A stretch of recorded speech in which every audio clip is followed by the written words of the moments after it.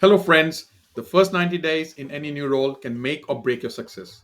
Your team is watching, your boss is watching, and whether you build trust and momentum or fall into the common trap often come down to what you do in those early months. Why this book is so important? This is First 90 Days by Michael Watkins. It's one of my favorite guides. It helps us to navigate that critical window. Whether you're stepping into the management role or joining senior leadership or switching industries altogether, this book is for you. Welcome to Book Bites Club. I'm Kush, your host and co-founder of JobGen.AI.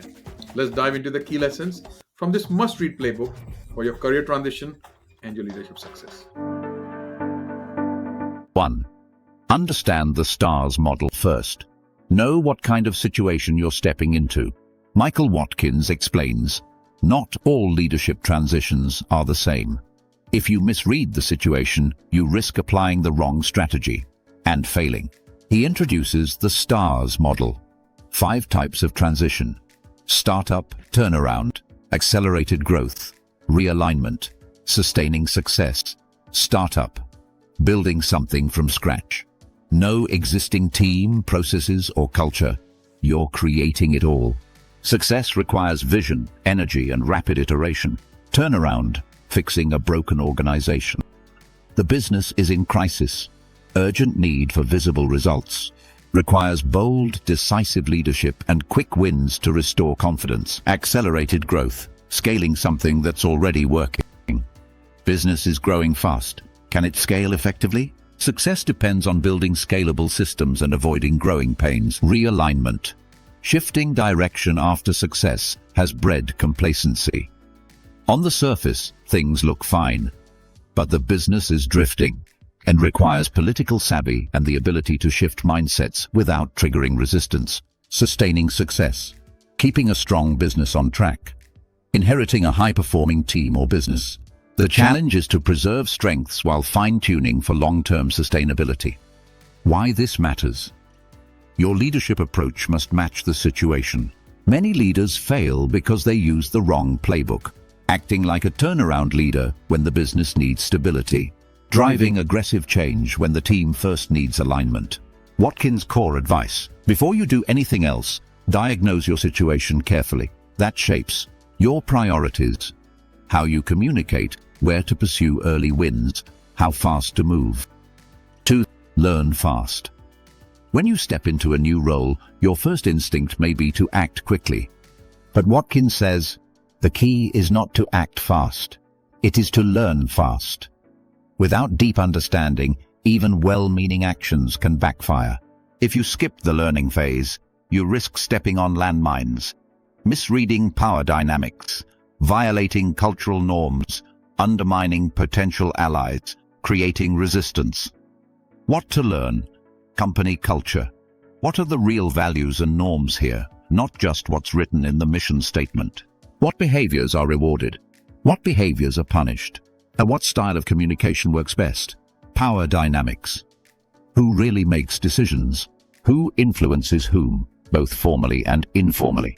Are there key people outside the formal hierarchy you should be aware of? Informal networks. How does information actually flow? Who are the connectors and trusted voices? And where do shadow organizations exist alongside formal structures? Expectations from key players. What do your boss, peers, and key stakeholders expect from you, both stated and unstated? What will they be watching to judge whether you're succeeding? How to learn. Watkins recommends structured learning. This is not passive observation. He suggests you intentionally plan your first 30 to 60 days around learning. This includes conducting structured interviews with key stakeholders. Ask about what's working, what's broken, and what they expect from you. Asking smart diagnostic questions like, what should I avoid doing? Or, if you were in my shoes, what would you focus on first? Mapping influence networks. Figure out who talks to whom and who really drives decisions. And watching for cultural cues. Pay close attention to rituals, language, and how meetings are run. Mindset. You're a temporary outsider. Use this window to ask and observe. Once you start making changes, it will be harder to learn neutrally. Watkins' warning. Leaders who skip learning tend to either move too fast and hit resistance or focus on the wrong priorities and lose credibility. 3. Build alliances. You can't win alone in a new leadership role. Why? Because success in the first 90 days isn't just about what you do. It's about what you can get others to support. That's why building alliances early is critical. Watkins writes, "The higher you rise in an organization, the more your success depends on your ability to influence and align others." How to do this? First, map your key stakeholders. Watkins recommends doing this deliberately. Formal authority, your boss, peers, key leaders. Informal influence, long-tenured staff, go-to voices, cultural carriers. Potential allies, supporters of your vision or aligned goals. Potential blockers, those invested in the old ways, threatened by change or burned by past efforts. Once you've mapped this, prioritize relationship building. Watkins says, you need to build trust and credibility before you need to call on it. In other words, don't wait until you need political support. Start building it from day one. How do you build these alliances? Initiate one-on-one meetings, especially with potential blockers as well as supporters. Ask for advice. This both flatters people and gives you valuable insights. Look for shared wins. Find small ways to help your allies succeed early. Be visible but respectful. Show that you're learning, not rushing to change everything. Why is this so important? Because, as Watkins writes, if you neglect the political dimension of transitions, you may make critical enemies or miss opportunities to build coalitions without even realizing it. In other words, even the best strategy will fail without the right relationships behind it. And relationships take time, so the first 90 days are your best window to start building them. Mindset: think politically without being political. Map stakeholders. Build trust before you need it. 4. Achieve early wins. Why do early wins matter so much? Watkins writes, the reality is that others will start forming opinions about you from day one, and those first impressions tend to stick. That's why early wins are one of the most powerful ways to shape perceptions in your first 90 days. Watkins says clearly, early wins create momentum and credibility. In other words, when people see quick, meaningful progress, it builds trust in your leadership. And that trust makes it much easier to drive bigger changes later. But what counts as an early win? It must matter to your team boss or customers, not just to you. It should be visible, so people actually notice and feel the impact. It should be achievable in the short term, 30, 60, or 90 days. Why is this so powerful? Without early wins, people may start doubting your leadership. Resistance to change grows. Morale can decline. With early wins, momentum builds, credibility increases. The team's confidence grows, and they become more open to bigger changes later. Examples: fixing a frustrating process, addressing a nagging customer pain point, improving internal communication, resolving a long-standing source of team frustration, delivering a quick result on an important priority for your boss. Key mindset: don't just chase random wins. Watkins says, early wins should be chosen carefully to align with your long-term goals and to build credibility where it matters. In other words, choose wins that reinforce the direction you want to take the team, show alignment with the company's priorities, build alliances with key stakeholders. Final advice: think of your first 90 days as a chance to build a virtuous cycle where early wins create energy, that energy creates support, and that support enables bigger successes. 5. Balance, short-term versus long-term. Once you've built early momentum, you'll face a new challenge: balancing today's urgent demands with long-term priorities. Why this matters?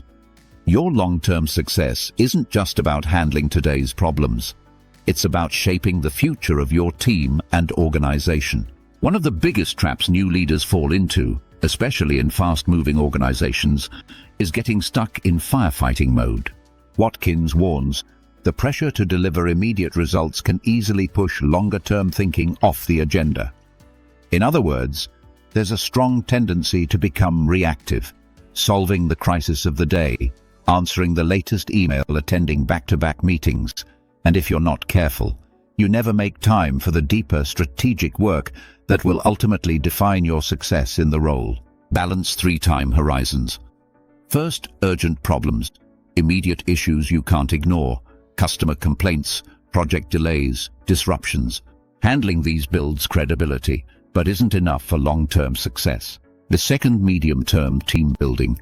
Clarify team roles, improve dynamics, upgrade talent if needed, establish strong processes. These investments help prevent future crises and strengthen execution. 3.